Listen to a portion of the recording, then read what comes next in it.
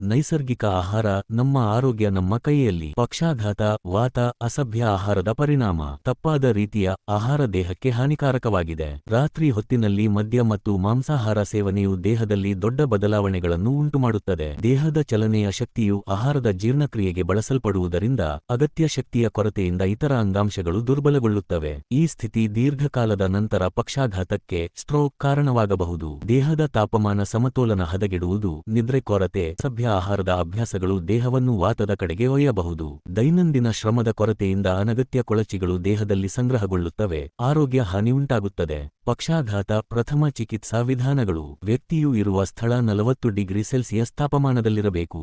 ಸುಲಭವಾಗಿ ಜೀರ್ಣವಾಗುವ ಸೌಮ್ಯ ಆಹಾರಗಳನ್ನು ಮಾತ್ರ ನೀಡಬೇಕು.